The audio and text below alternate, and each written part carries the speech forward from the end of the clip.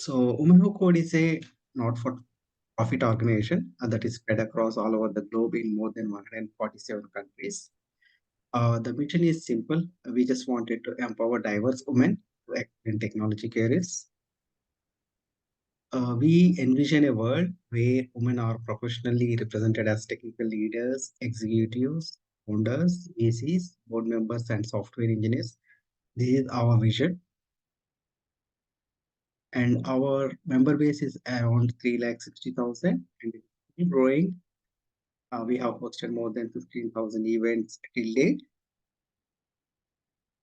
So, as it's a not-for-profit organization, we do have a code of conduct which all the members, whoever is interested in either attending the event or contributing to the events, they need to adhere. So, this code of conduct is very much simple. Women who code does not tolerate any kind of discrimination, tries to provide equal opportunity to each one of us without any discrimination that we can think of.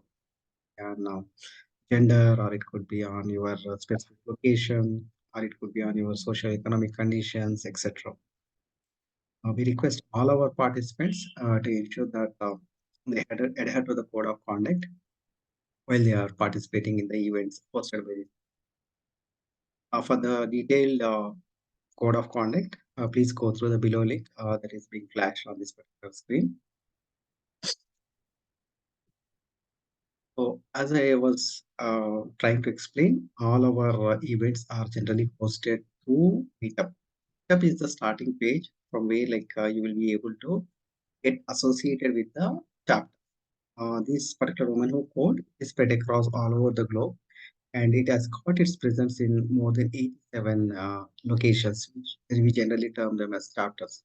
Hyderabad chapter is one of the chapter, 2021, and this is the meetup page. Whoever is really interested in getting enrolled to this particular chapter and to know about the events and whatever the different programs that chapter is hosting, they need to sign up on this meetup page. And once they are sign up on this meetup page, all our events are generally integrated in the backend with Zoom. So these are the two prerequisites. You should be signing up on this meetup page, and then you should have a working Zoom account for you to attend any of the virtual events hosted by this particular. So this is a quick snapshot what we have been doing since last 2021. We are started in 2021, made this chapter. It was started off with Dr. Renu Rajini Lata and Saraswati Narayanan as the directors. And since then, this is the sixth session or the sixth program that we have been hosting with respect to very written program title as RISE, which basically stands for Reboot, Invest, Scale, and Empower. The primary objective here is we are focusing on helping or empowering those women who worked earlier and now currently they are on a career break due to various reasons which we can think of, whether it could be that supporting to their families or taking care of their loved ones, etc. And as you can see on the screen, we have Saraswati Narayanan, who is our current senior director, who is leading the various chapters within India. Right now, she got elevated and is taking care of a couple of more other chapters when it comes to the India span. And these are some of the metrics that we were able to achieve in the 2020 2023 data dashboard is to be published.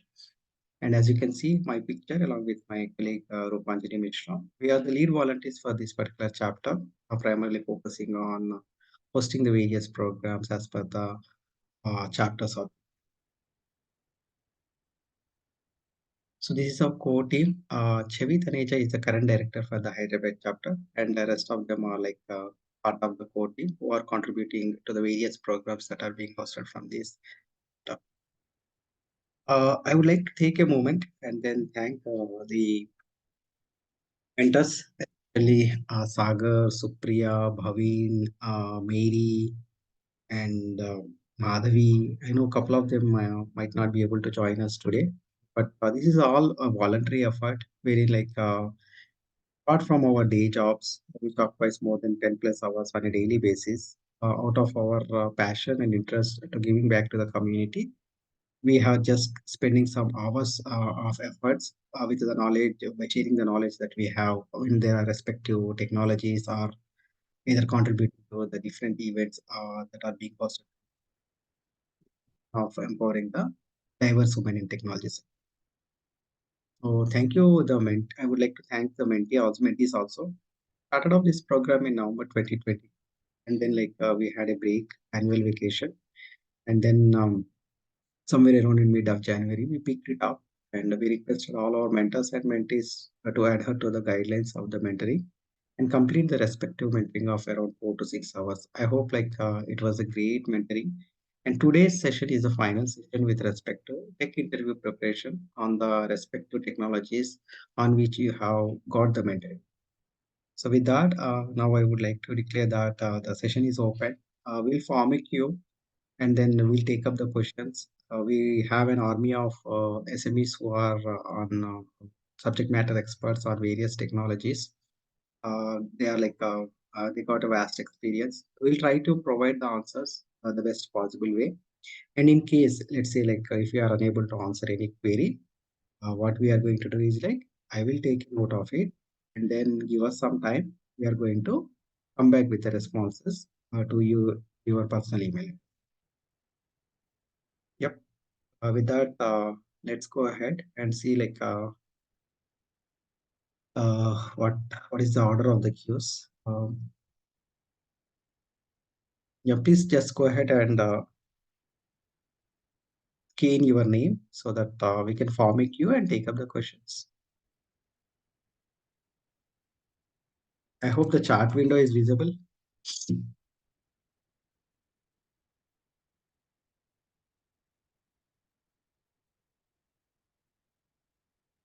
Am I audible? Yes, Hari. You're audible. Now it is for the mentees to utilize this time. I think probably we plan to close it around by 11:20, 11:30. I request you just go ahead and put out any question. As such, there is no silly question. You can ask any question, even though if it is covered, that is fine. We just wanted to bring in the mentors as well as the mentees together and have this particular session.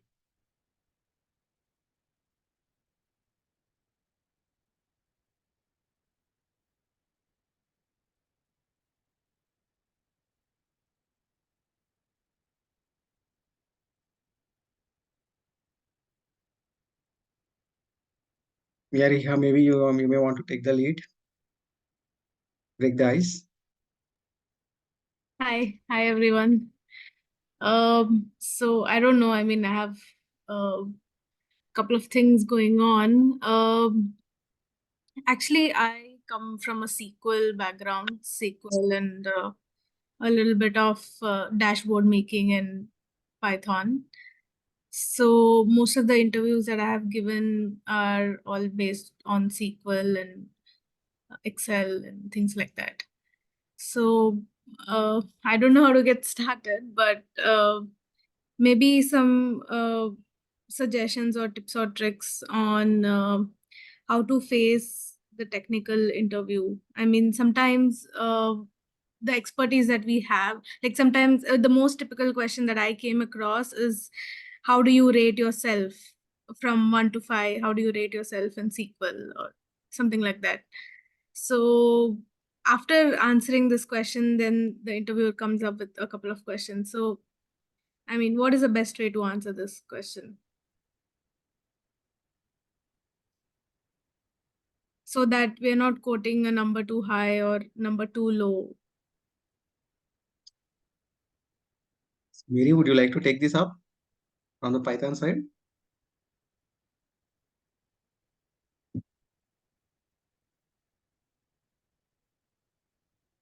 I think Mary's on mute.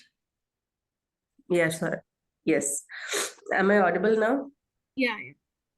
Yeah. So actually, the Python and SQL are great, two great combinations where you can start with actually. So whenever you get a resume or for the technical interview, you need to check whether the skills they have mentioned in the resume, I mean what in the description matches with your resume, or whatever the skills you may have. You can put like 10% or 20% variations from the actual role description, but it should be something like tangible. I mean, even if you may not currently have it, but still you have the capacity to put it.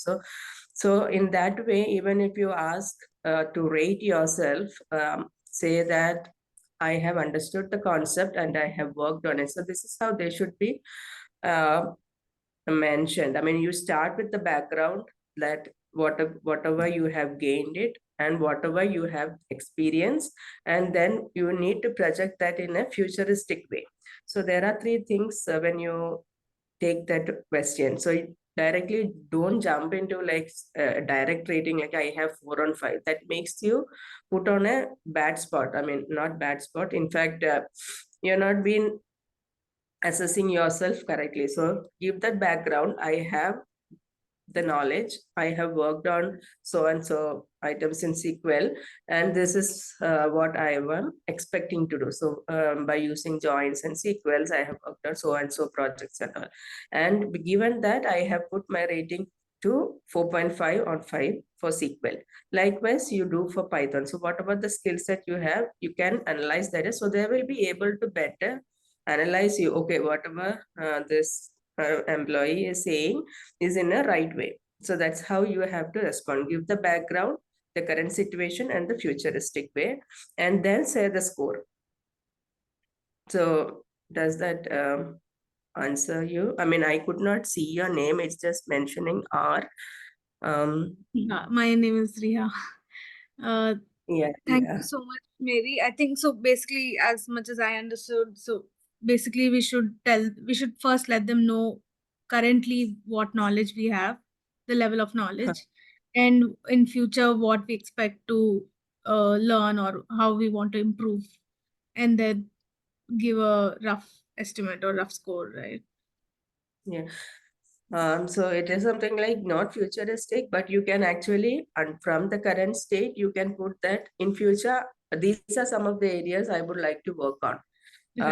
I have just like knowledge on this, but I will eventually be working on the future technologies in the SQL, maybe an advanced SQL. So maybe that way you can put it and rate yourself in a genuine way. Like if you know that something, I mean, don't just say like I have 4.5, but most people, like if you have a t-shirt basis, I mean, you have that sizing concept, right? So if you are on actually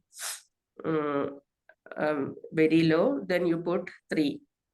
Then you may, if you think that you are on like little advanced, then you can put like 3.5 to 4.5. So but if you are an expert, you can say I am expert and then put 5 of 5. But that makes you a little overconfident, but still if you can prove it, that is also still fine. Okay, that makes sense. Thank you so much, Mary. Thank you. Maybe Supriya, Sagar, Bhavin, would you like to add anything apart from whatever Mary has just covered with respect to this query? No, And Mary answered it all, Hari. That's what, and that's the right thing what she has said. Like, see, when we are asked such questions, we need to first thing is analyze, like judge ourselves. See, one thing is subject is vast, and another part is what they have asked in the JD, the job description. So we can rate, when we rate ourselves, we can say that as per the requirement, I'm so and so, but the subject is vast. So the other person should be aware that we are answering, we are rating ourselves on the basis of what the job description, but actually the subject is vast. That's a wonderful answer. Mary has answered it rightly. Actually, I would go with her. great. Thank you, Supriya. Sagar and Bhavin, any comments from you?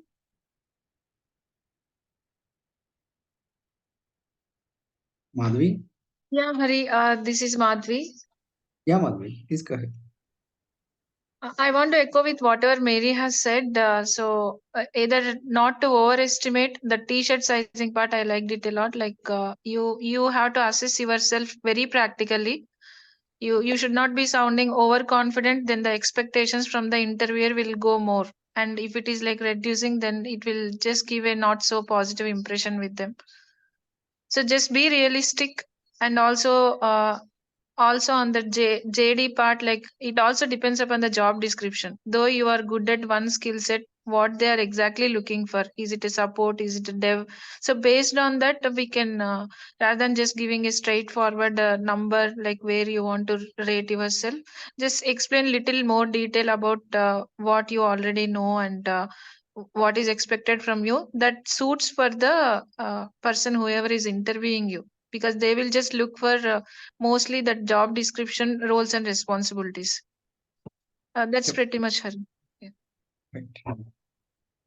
Yeah, as such, like Reha asked this question from a Python or C perspective, but I feel like it's not just specific to any particular technology, applicable for whatever we work, either it could be on one technology or on process or a domain.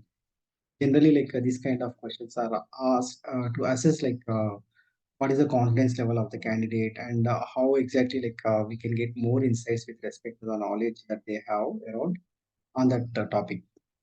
Great. Thank you, Reha, for breaking the ice and getting started. Now we'll move on. Yeah, we bring up the chart. Yeah, I don't see any messages in the chat. Anyone? Maybe like if you want, you can just go ahead and unmute yourself and shoot out the question.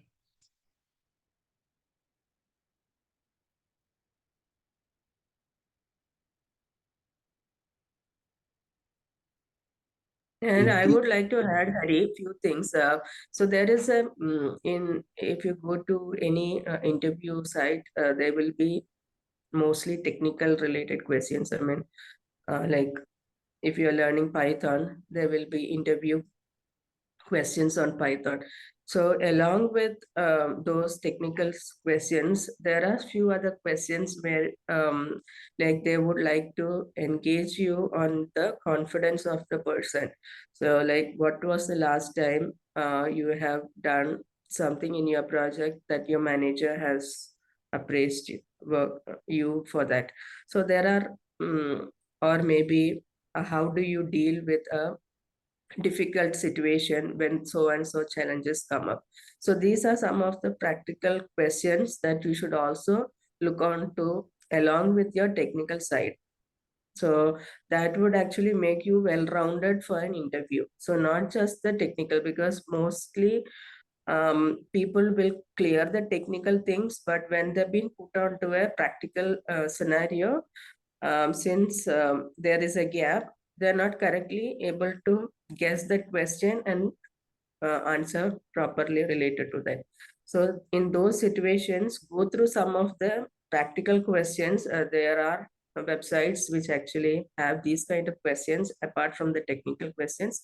So go through those practical questions, like if you have a technical depth, how do you analyze that technical depth in this particular scenario? So some kind of techno-practical way of answering the questions, like, and the third would be how would you, I mean, in how would your day would look like? I mean, maybe can you help us understand like what all things you can achievable in a particular day? So these are some of the things they would actually try to answer or look for the time management capability. So you need to understand it from a holistic way, and then work on the practicality of the in preparing for the interview along with the technical interview. Technicals are like SQL, Python, that's the technical step. So how you prepare for the interview should be combination of both the technical knowledge and the practical way of answering. Well said, Mary. Well said.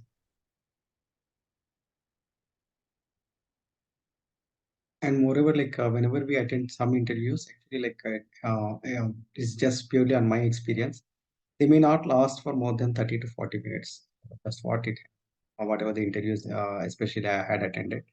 So there will be a set of questions itself. And as we were discussing yesterday, also like introduce yourself, what are your strengths and weaknesses, and then apart from that, like as we were discussing currently, any particular situation where like you have demonstrated your technical leadership, or you have solved some of the complex problems uh, within the team they were struggling to solve it. Such kind of scenarios are mostly asked actually, and it depends upon like the number of years of experience, and then at the same time the role and the responsibilities that are declared or that are documented for that particular role. Okay. Yeah, Hari, Sagar here. Mm-hmm.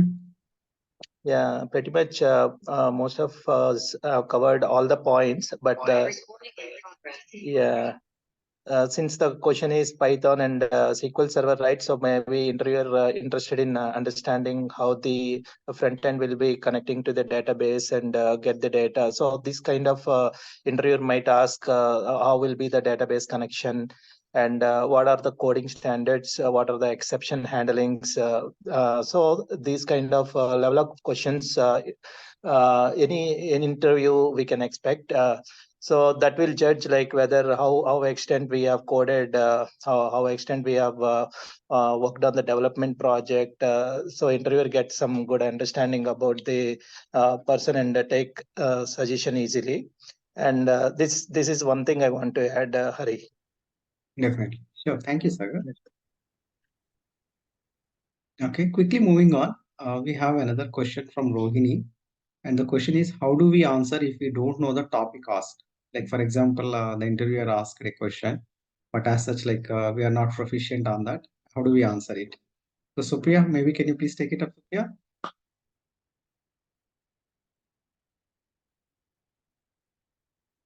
Sorry, please, once again. Sorry. Yeah, the question is, how do we answer if we don't know the topic asked? I would suggest like we should always be honest.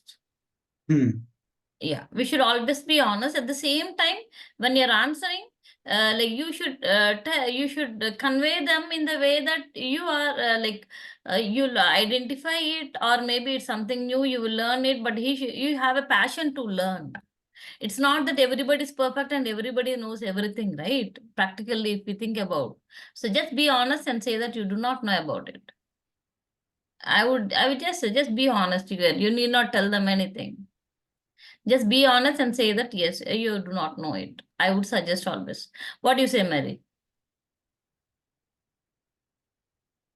Yeah, mute. Mary, I think you need to unmute. Yes. So I was saying that even I got the same question. So some of when I attended the interview here, so I've been asked a few of the questions which I have not worked on. So I was actually honest, and even the interviewer will actually look for a particular person's honesty and the truth, because it's the judging factor whether an employee can be I mean, the possibility of the employee to work in the organization for a long run, or is it a manipulative person? So there are ways in which we can understand an employee attitude. So this is how some of the questions. But if you don't know, be honest, but always mention that we given a chance with so and so, I will be able to brush up that particular skill. And thanks for asking, Rohini. Be honest and then put it in a positive way. For whatever you know that you don't have that one, but don't say, I don't have it, I will study, but saying that I have completed these things, but these are some of the things I am looking forward, and so skill is one among them. So that's way you can put it. Yeah, just to summarize, like what I understood, or even like what is my experience is, if like I am asked this question, I will just simply say that I didn't got an opportunity as such. Um, provided an opportunity, definitely I'm willing to learn that and implement that as part of our project. Because like we are all in the tech world, and as Mary was saying, and as well as like Supriya was saying, continuous learning is something which is very much important for us to stay alive in this technology sector. So things keep on changing. Like yesterday it was Java, later on it is Python, today AML, data science. Some other new technologies are going to hit the market every 6 months, every year. We need to be on our toes and at the same time understand like what are the different technological changes that are coming with respect to whatever the primary technology that we are working on, and at the same time focus on like what are the other new technology trends that are coming up in the market. And this question, it might be like a tricky one, as Mary was saying. It might be like to judge you whether whatever the aspect that has been asked, whether you are answering it in the right way or you are just bluffing. Like for example, if someone comes to me and asks me like, okay, can you rate yourself on on AML on the scale of 1 to 5? If I say a 5, I might be bluffing because like as such, like I don't have that much exposure or experience to it. But if I say like, okay, I can just give my rating as 1, and but definitely I'm very much passionate about it and interested to learn and implement it as part of the project implementation, then like they may just rethink about it instead of like digging it further, and then they may just change the topic itself instead of like carrying it further on the same topic. They may just try to assess me on some other aspects, because like I had already answered honestly that I am not a proficient person on that particular technology, but I had genuinely shown my interest, stating that if provided an opportunity, I have that enthusiasm to learn and implement it. Yep. Yeah. Maybe Yes, you others. can just add a one line, which I generally normally do, is what Hari has said. Like, I not get an opportunity to explore into that area. Maybe given a chance, I would surely love to do it. Maybe that one line would help it out. Great. Thank you. Yeah, this is Madhavi. I agree to Hari, Supriya, and Mary. They have pretty much covered. So the interviewer basically looking at your attitude. When you don't know something, do you have the right attitude to go up, upskill yourself? As Hari said, it's always like a very dynamic world here. So they are basically looking at your behavior and attitude. Are you okay to learn something new? Are you opening up that you don't know something? You have that courage to say that you don't know, and you are biased to learning it, not just to stay rigid. This is the technology I have and I want to stay here. So when that positivity comes out, like frame your answer in such a way that like whatever example Supriya and all already given, the interviewer will look forward to taking you in. It should not be sounding like in a negative way. Yeah, Hari, that's pretty much. Great. Thank you. Thank you, Rohini. And I think we have another question from Vidya. Question is, what is the best way to approach scenario-based questions? The question is, what is the best way to approach scenario-based questions? Yeah, any of our SMEs would like to pick it up? Best way to approach scenario-based questions. Maybe if you want more details, we can get it from Vidya in maybe to give us the context like. Yeah, so you actually, the scenario will be something like, I mean, if you don't know, I mean, the interviewer would actually explain you the scenario. So, and that will be like purely depends upon the project. Maybe he is working on, or you may have explained on the particular resume. So apart from these two scenarios, there will not be anything which has been asked from outside. So that is what I'm thinking. So scenarios can be two things. One is the scenarios you have put in your resume, or the scenarios maybe he can relate to in his current, the manager can relate if there is any issues or maybe any kind of depth that has arisen from this particular project, so that he can relate to that so and so scenarios can occur in future.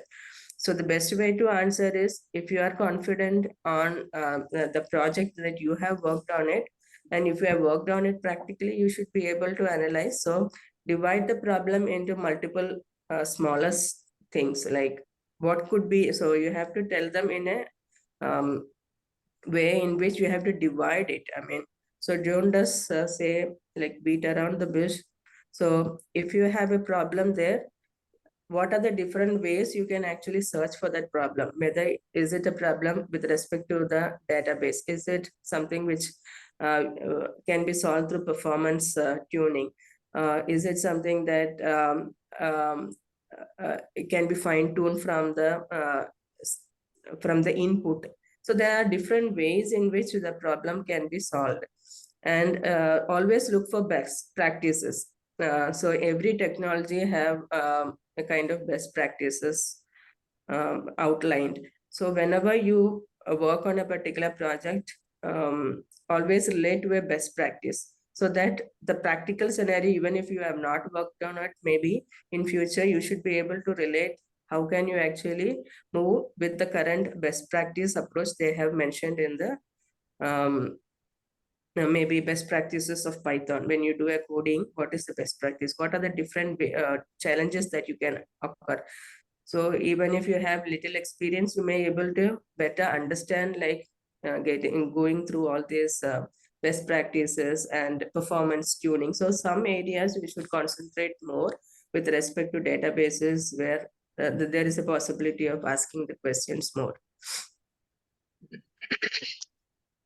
Great. So yeah, I want to add, like, if you know technology and if you know more about those technologies, you can better give the like you can compare it with your scenario and you can give better answer in that way. So if you have like some more time before preparing for any interview, then you can get the more detail about any technology or anything, and you can, I think, give a better answer.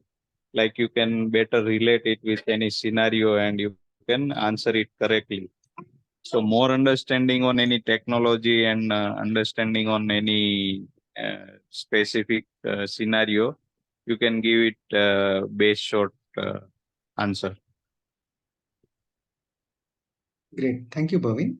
Thank you, Mary. Vidya, hope that helps. Does any other mentor would like to pitch in, or can we move on to the next question?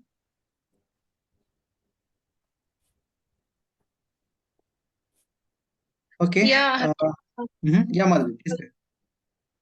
So the expectation from the interviewer would be like how much ever theoretical knowledge you have, technical knowledge, how do you apply to the real life scenario when you are on the floor working? So my point here is don't hesitate to ask in clear. Like it's almost like in couple of minutes you have to get the requirements. When the interviewer is explaining the scenario, if you are not clear with something, don't hesitate to get the details imperfect. As Mary said, don't beat around the bush. Be clear with like what exactly they are looking for, what is the problem or scenario that they are trying to solve, and then try to put your technical knowledge to that and or your previous experiences, and suggest a solution for that. Thank you, Madhavi. And Yeah, I would further like to add on something, a tip, Hari and team, like be thorough with your resume. So what resume you are applying, you are applying for an XYZ company. We have to understand two things. See, if you are, do not send the same resume to every place. See, you may build up your resume based on your JD, the job description. One part is that. Other thing is, yes, what is asked in the JD and does your resume contain that? That is one part of filtration. The other part is just be aware like what resume I have sent and what is it with them. Apart from that, be thorough with your resume. What work experience you're showing, what if you're on technical or non-technical, what you have done, right? Whatever you're saying, your interviewer will ask you based on your experience. He will not just directly pop into something. He will just start up with something which is mentioned in your resume. That is another one point. The other point I would say everybody to listen is, see, the next question is framed by the interviewer most of the time based on the answer which you have given. So when you are answering it, for example, you have a very strong point or you have very strong experience on one particular subject, which you can say that yes, I'm good in it. People can dig into that subject to whatever level you can. Sure, when you're answering that question, when the interviewer's question, mention little bit of details or hint of what you want or what you want the second question to be. It's just a trick actually. It works most of the time. I wouldn't say it works 100%, but it works most of the time. Hari, do you agree with it? You guys, you agree with it, right? We have taken a lot of interviews, isn't it?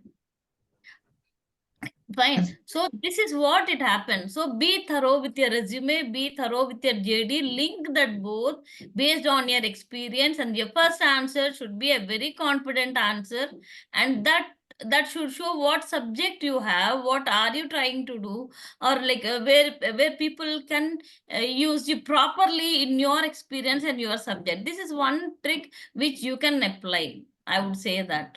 So that's from my side. Maybe you can continue. Yes, Hari, back to you. Sure. Thank you, Supriya. I agree with you. Anyone else would like to pitch in? The mentors? Yeah, Ari, this is Sagar.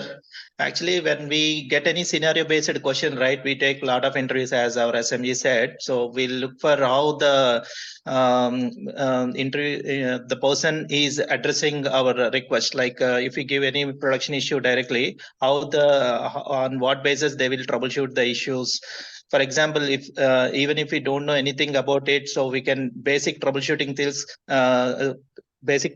skills they should aware of it, like logging more in the lower environment and try to replicate the issue in the lower environment, and what are the differences between the regions, and try to replicate the issue first, and also look for the more logging, where exactly it went wrong and all. And if it is a Windows based application, then we will be having inbuilt logging system, event viewers, and also if you can tell all these things, then definitely interview will get some idea about just this person has worked, and he's having good troubleshooting skills, and it will give a positive impression, and that will definitely carry a positive outcome of the interview.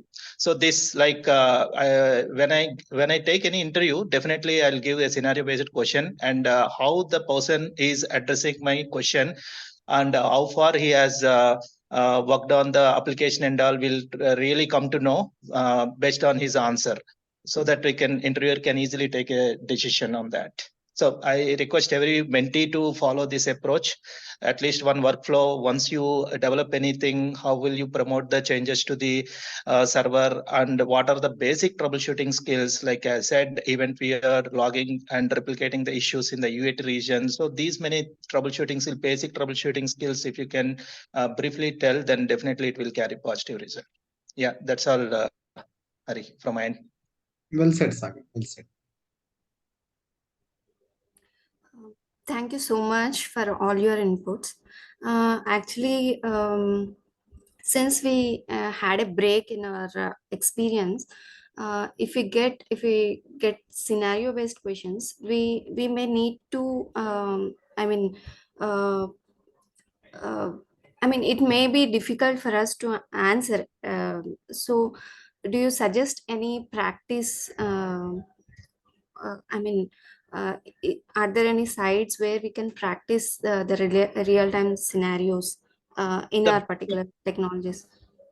The best approach is if you do small POCs, multiple POCs, definitely most of the questions you can easily answer. But end-to-end POC, small POC, and I recommend my mentee to have multiple POCs and put it in the GitHub, and at least that will give an idea. Okay, what I can explain to the interviewer if something comes up on the scenario-based question.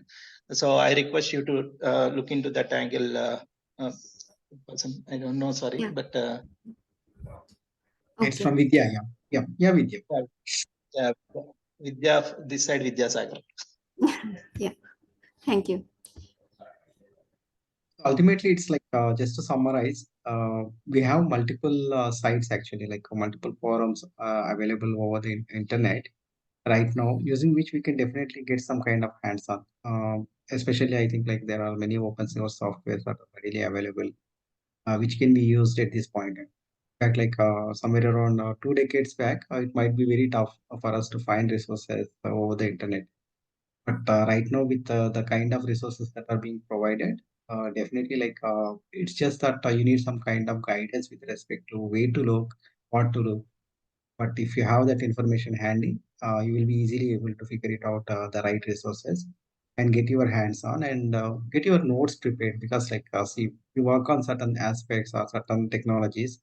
If we have a running notes which is available for us to refer at a later point of time, that will really help us.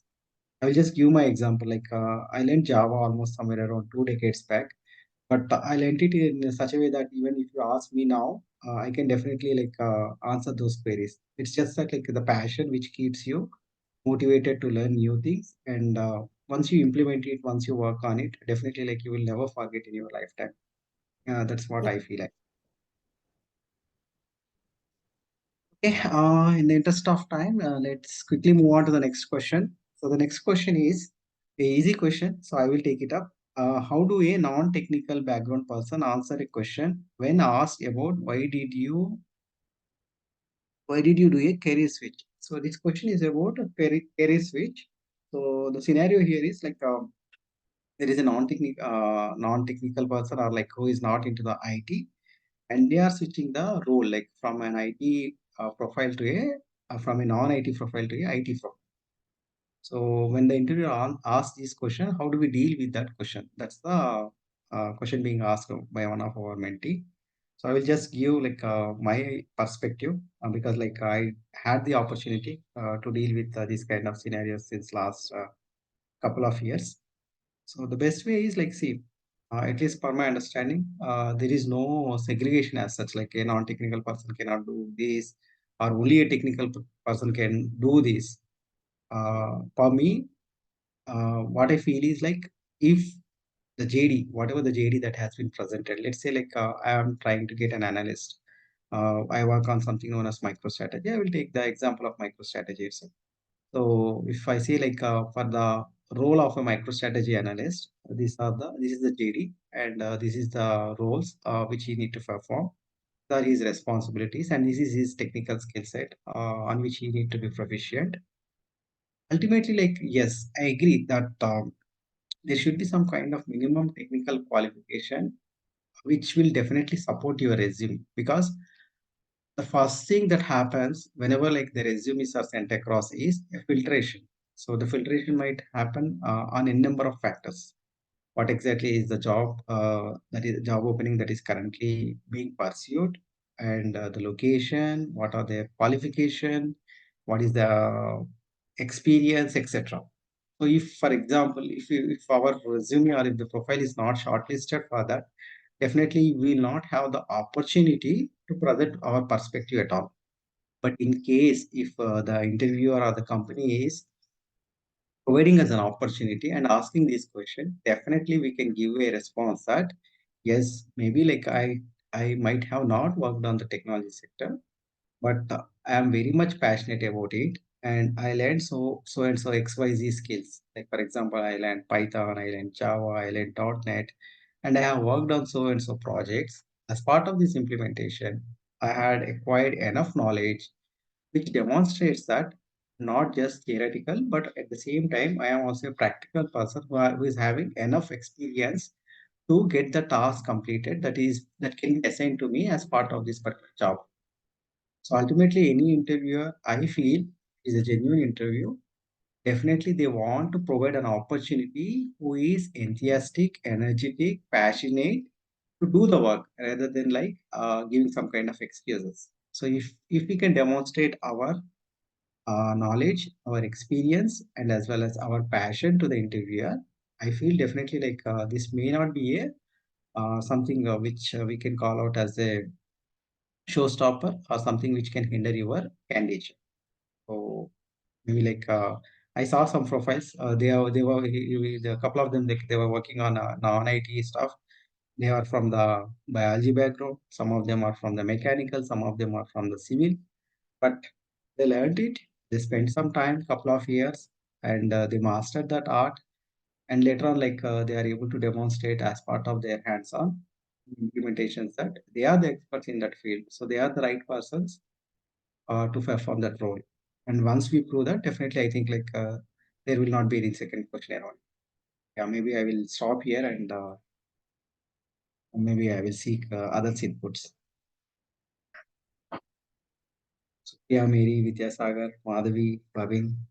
So the question is, how does a non-technical person answers on a career switch to a technical role?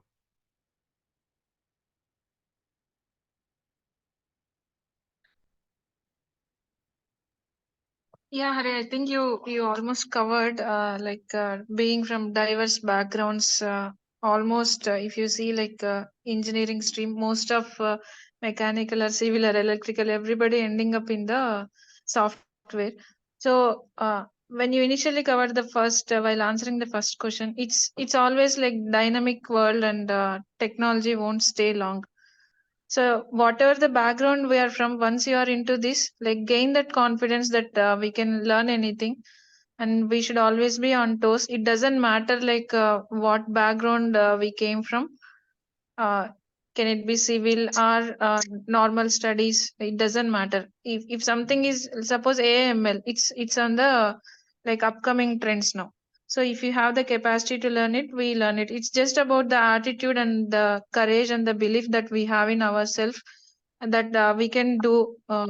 Because it's unlike once you learn something, it's there forever. So just we can remove that from our mind about from what background we are, either technical or non-technical, it doesn't matter. Just our attitude and the way we learn, that's what is matters. Over Great. to Well you, said. Hari. Well said, Madhavi. Well said.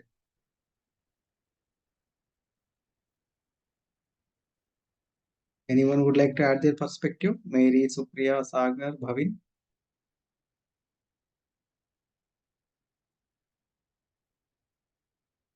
I totally echo with you guys, Hari, what you have said, what you guys have said. I totally echo with you. Yes, that's so important. Your attitude is important. The way you present yourself is important.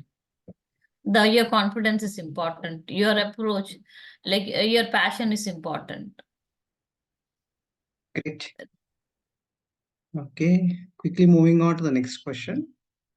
How to answer guesstimate questions without getting carried away into lot of details, but also missing important scenarios.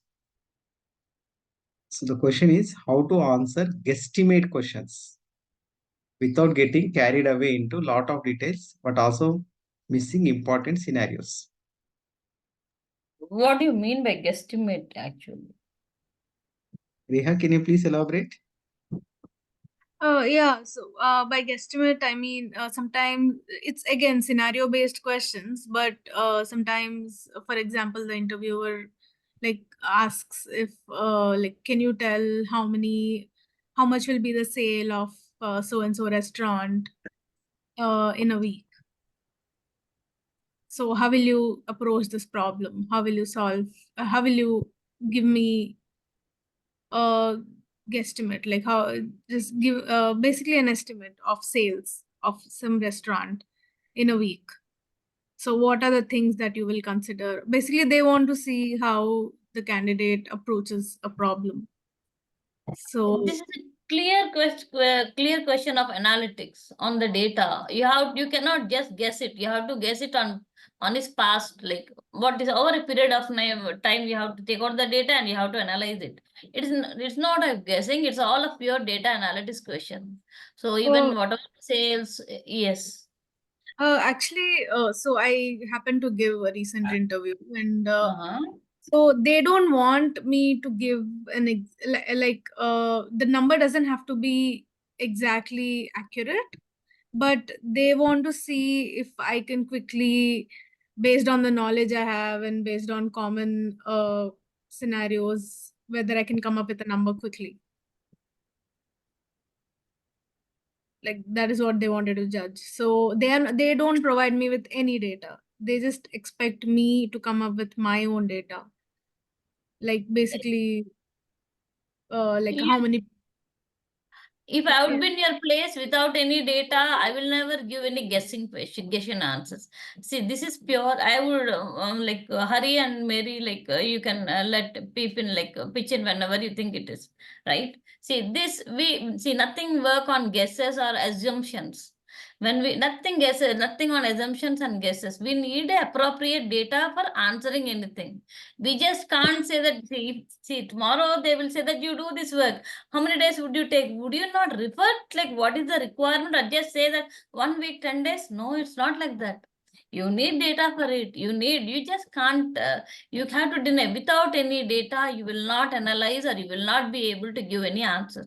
If I would be in your position, I would just analyze, like, see, it's a new restaurant, nobody has come, and what would be the sale? But what is the brand value? If it's a Tata, you would have in first days lot of people. If somebody, you and me as a startup, yes, we need to improve our brand, we need to publicize it with a lot of parameters over there. There's no guessings anywhere. We need to see what are the inputs, what is the data over a period of time, and all those things. Without all this information, no guesses anywhere. Just don't go into those answers. They just say that, Acha, you will just say build up something and tell. No, we cannot do it that, right? What do you say, Hari and Mary? Isn't it?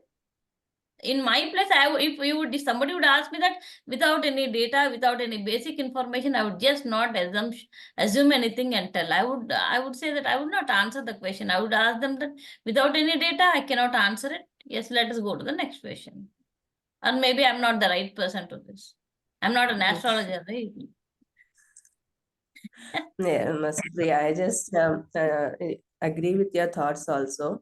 We also need data, but the only query I have is to Reha is, are you not working currently in the IT profession, or you are actually in a non-IT, working in a non-IT role?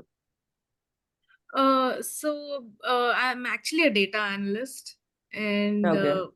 currently I'm working as a freelancer, but I wanted to get into a full-time role. And Okay. so I gave a couple of interviews recently, and I happened to come across this guesstimate questions. So what the interviewer said was that the whole point of asking this question is to see how a candidate will come up with a rough number by taking certain assumptions without having any data. So yeah, so you need to clearly state to the interviewer that I need minimum basic data. So that is your starting point, because we should have something to start with, right? So start with the basics, and the way you actually, the interviewer, so when you ask the questions, they'll give you the minimum data. So first they may not give you, but ask queries, they'll give you minimum data. Then next step is actually based on the minimum data, what all some of the complexities associated with that particular process. So you have to go in that way. So once you get the data, then you have to check how is the marketing that is done on that particular area. So what are the previous tests? We always look for the prior, at least 1 year or 2 years data backside to understand what is the future trends would be. So you have to split the things into multiple complex problem into multiple smaller things, and then based on some statistics, you have to move forward. okay, so basically like asking them right set of questions.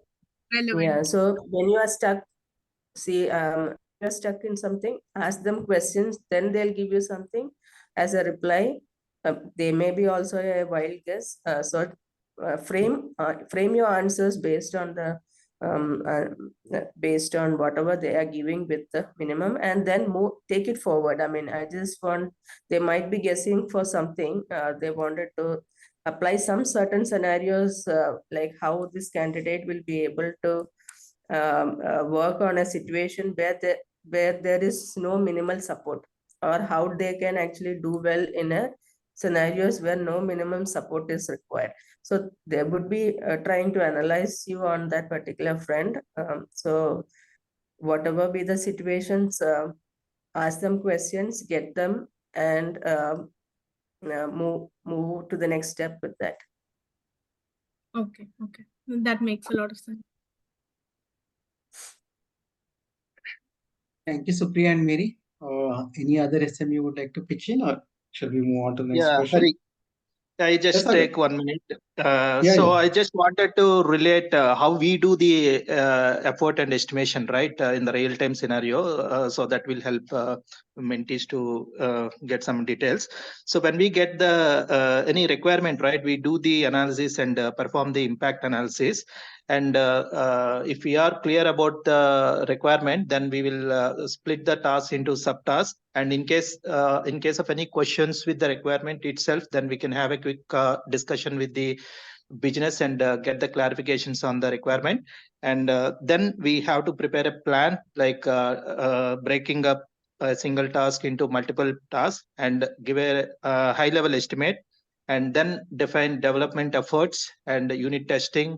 Then so different phases involved, right? So UAT efforts, how much time it will take, and perform the UAT with the users and get the sign off, and propagating the changes into the server so that multiple users can access on the change. So a process to implement into the production. There are different phases involved, and every phase will take some time to implement it. So but basic thing is we need to get the clarity on the requirement. So there we need to get the business involved and clarify all the questions on the development team, so that we can come up with some high level estimate. And in that way we are closing in the real time world. Yeah, that's all, Hari. Great. Thank you, Sagar. Okay. Quickly moving on to the next question. How to answer if they are expecting us? Just give. How to answer if they are expecting us to take some lead kind of role based on our previous experience? How to answer if they are expecting us to take a lead kind of role based on previous experience?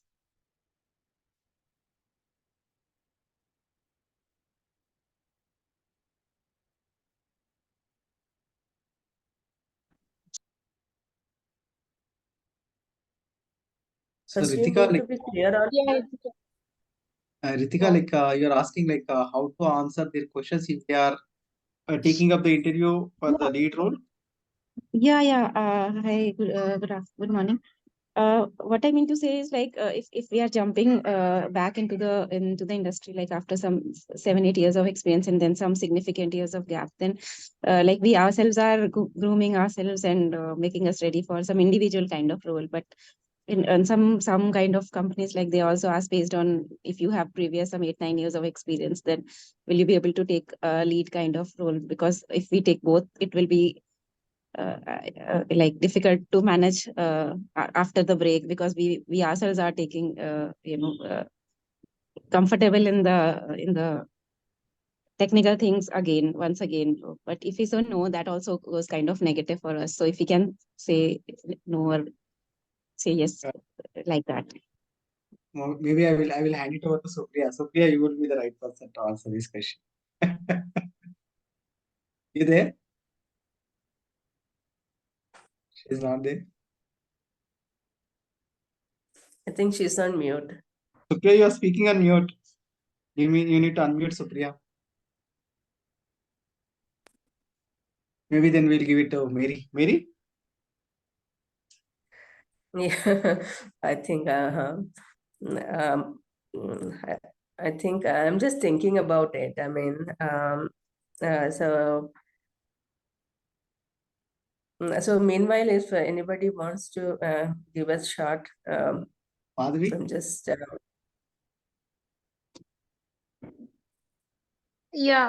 Yeah, Ritika. Yes, sorry. So it's a valid question actually, with the amount of experience that we have already spent and with a break. And I think the role, like what they are expecting for, and when we apply, even the panel will be aware of, right? When we are, because we know that we are returning to career.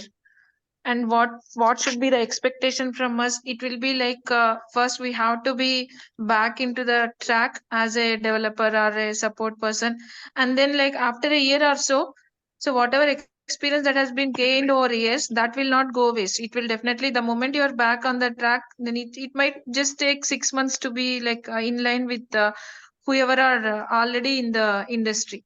So that fear of missing out, like what has been lost over a period of years, which is kind of a 7 or 8 years or 5 years, that I feel it will be built up within like 3 to 4 months, because it's nothing new for you, right? It's all, you are already there, and you know what a lead works, you know what a developer is. So maybe we can make it clear to the interviewer that the current what we are looking at is as a team member, like slowly you are ready to take it up, but not like the moment you joined and then they expect you to lead a team. It might not be the case, because they are also well aware that you are not there for some time. And being in the industry earlier, then I am sure, like I'm confident about you, that you will definitely pick up rather than in 3 to 6 months. You will just bridge that gap, and you just have to make it clear to that interviewer, and only that kind of roles you might have to look at prior only. And I'm sure, thank you, Madhavi, and I'm sure that there would be some kind of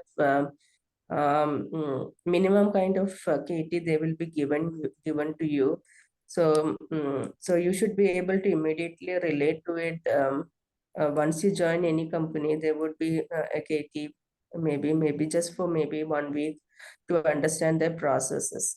So you should be able to relate the process first, and then you should be able to relate the technical side of the process also. So that would be able to complete, I mean, that particular scenario, combining the process knowledge with the technical knowledge can be done in 1 month. So there are different stages which they don't give you immediately go and do the work right from the day one. So they give you a kind of background about the process. Then you have to relate that particular process with the technology that you have to work with. So that will take another 2-3 weeks. Then they will start giving you small tasks. So it's a gradual progression.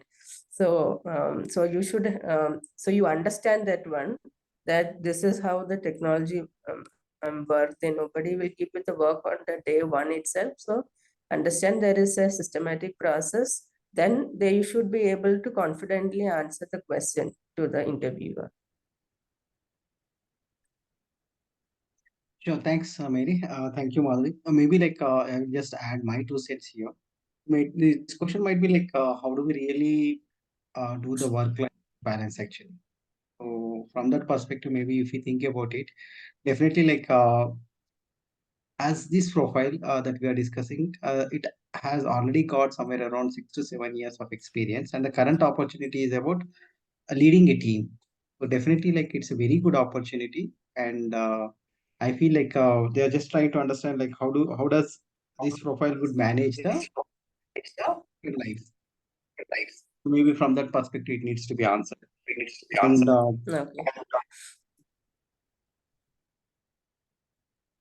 Okay.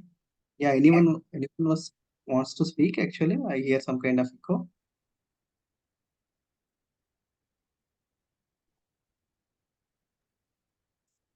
Hello. Okay. If not, yeah, maybe like as I said, I just wanted to give the answer from the work-life balance perspective. How do we really manage the time, personal time, and as well as like the deliverables? When the question is around the lead position, that too like joining the company after a number of years of break.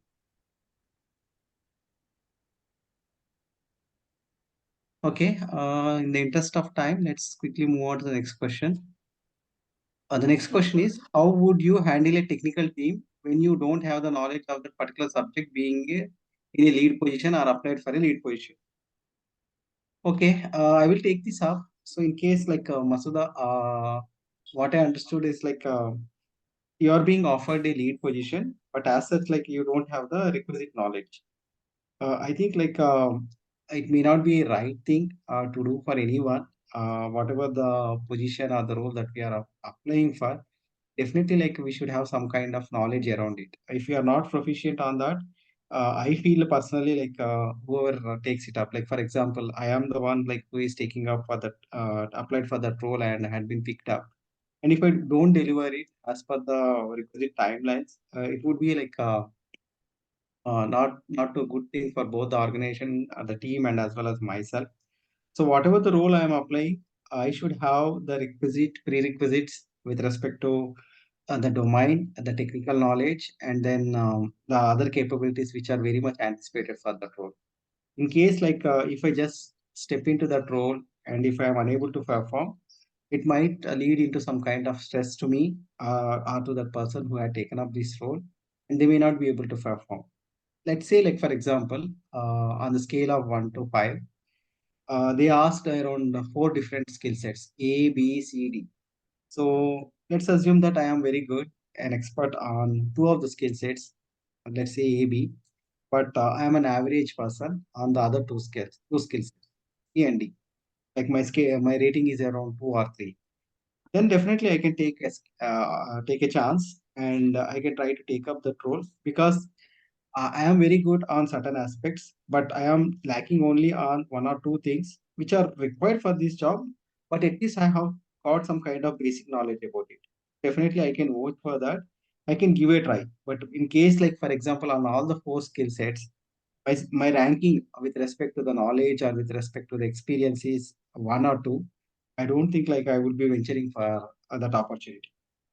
Maybe like I will leave it open to others to share their comments. Madhavi, And Sagar. Hari, one thing actually I could relate to is, as you said correctly, we should have minimum understanding of each technical skill. And but when so one thing is clear is you should be confident enough to take any position, because I often women employees, even if they have the skill, they may tend to go backward and think about, am I really be eligible, or may I have only this much knowledge, will I be able to lead that one? So there is always a question which is actually like popping up in the mind, which is actually a good thing but also a bad thing. But the only thing I could actually tell whoever answered the question, I mean whoever raised this question, is think positively. I mean, get the confidence that you can do it, and at least out of 4 skills, as Hari said, you should have minimum 2 skills, and minimum 2 skills at least 70% knowledge, and then the rest of the 2 skills you may have just practical or not practical. Theoretical knowledge is also still fine, but always apply to the position that you think that it can be suitable for you. So that's how you take that one. It is actually, if you think you have worked on a senior software engineer role, and if you're thinking that lead role is always as challenging, ask the interviewer, what are my responsibilities? So with the responsibility, you should be able to analyze what he is trying to tell us with the responsibility. Am I capable of taking those responsibilities? Great. Definitely agree with you, Mary. Yeah. Okay, in the interest of time, one final question. I think we covered all the questions on the chat. Sorry if I had missed anyone. Please unmute yourself. We can take up one final question and conclude today's session. Yeah. Yeah. Hello, everyone. This is Yamini. Yeah, Mary, please go ahead. Yeah, first of all, I would like to thank all the mentors for answering and giving knowledge. And I'm so happy to join this program. Yeah, my question is, I just recently certified PEGA CSA. So I basically non-technical background. My previous experience like handling back office functions related to banking.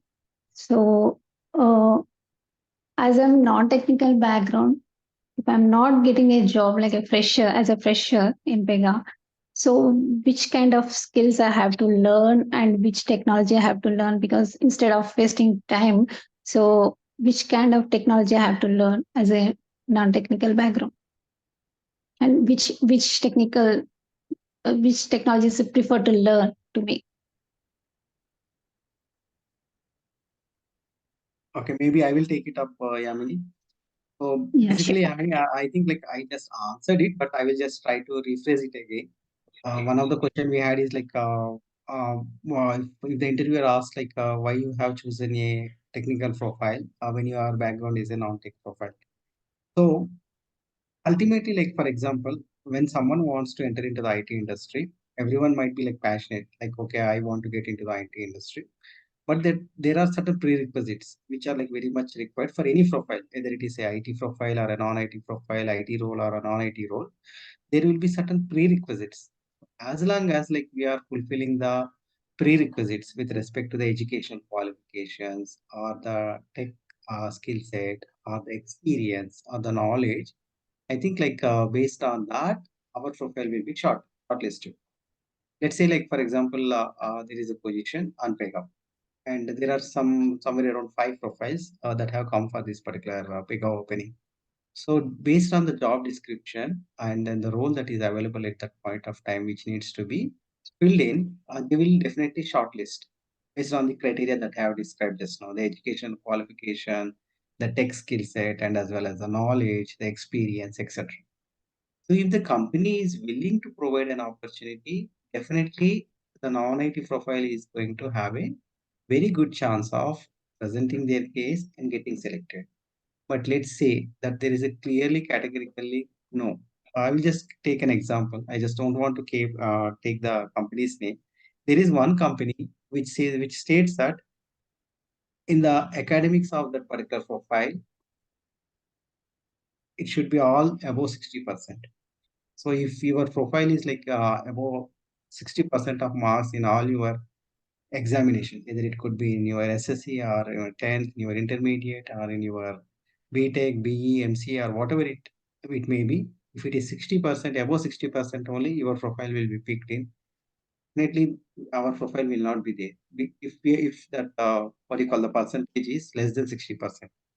So only like when we pass out that filtration and have the equal opportunity to present the scenario, then definitely we can give these our passion, whatever the things that we have learned over a period of time with respect to the technology on which I am aspiring to work, and whatever the POCs or whatever the hands-on that I was able to do it. So let's say like for example, there are 10 positions, 8 positions might have been filled out with absolute pure technical guys, but there could be 1 or 2 opportunities which they may want to like explore or give it to someone who is like very much new to the market, or which who is like from a non-IT background itself. There could be a combination like which really needs that particular role. So in that scenarios, definitely it is going to help. It's like a pure like they have certain set of standards or expectations that needs to be fulfilled. Then there are high chances that it may not get picked. But nevertheless, there are opportunities. It is just a cycle, economic cycle. There will be always boom and bust cycles. Recruitments will happen. It will slow down, and again recruitments will happen. So just keep your eyes open, wide open, keep on your passion running up and alive, and keep on working whatever the technology that you wanted to step in. Increase your experience and your knowledge on that field and be an expert. So it's when you attend the interview, when there are 5 candidates, if you are on the top, like out of that 5, definitely I think like you can just justify that yes, I am the right person for this particular position.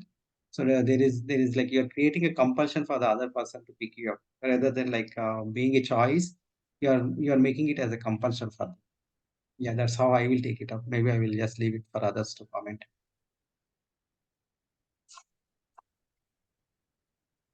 Thanks. And always look for the whatever the unique selling factor, proposition of you. So if you have some knowledge, like a process knowledge, so since you are from non-IT background, you might have worked on some kind of particular process. whether it is credit risk or banking operations or any process knowledge that you have gained through your prior experience, you can always put that across so that a person who actually look at your resume, they might be interested in maybe so and so particular skills that you might be worked on. So you can actually talk on that particular skill more, and that particular skill more, and then relate to whatever he or she is asking. So they always be whatever the strength you have on the current skills, work it out properly so that you should be able to get more out of it than the technical skills. So the interviewer might be looking also for the domain skills also, not just the technical skills. Thank you, ma'am. Okay, I think the clock ticked 11:30. Before we conclude today's session, I would like to thank all the mentees and as well as our mentors, Sagar, Mary, Madhavi, Bhavin, and Supriya, for joining us today and answering all the queries. I know some of them are like not purely technical, but at least like whatever the queries that they were in your mind and they were troubling you, I hope today's session might have helped you getting them clarified. And I have an announcement. Uh, Based on the mentoring that was offered, we have finalized the list of participants that are going to get the participation certificates. We have planned it on 5th of April, 4 p.m. to 4:30 p.m. So I request you to please join us on that day. It will be a retrospective and felicitation call where you can just simply go ahead and you share your feedback with respect to whatever went good or what are the areas of improvement. This is one of the kind of program that we did it for the first time, offline mentoring.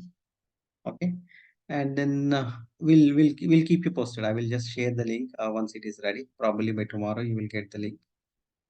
Please sign up and attend that event. And then we ask for the picture with respect to the felicitation connect. So please, if you have not yet shared, please go ahead and share it. Okay. With that, I think we'll close the today's session. Thank you all once again for joining us today. Catch you up on the 5th April session. Yeah, Thank thank you. you. Thank Thank you. you. Thank you. Thank you, Thanks. everyone. Thank you so much. Bye. Thank you.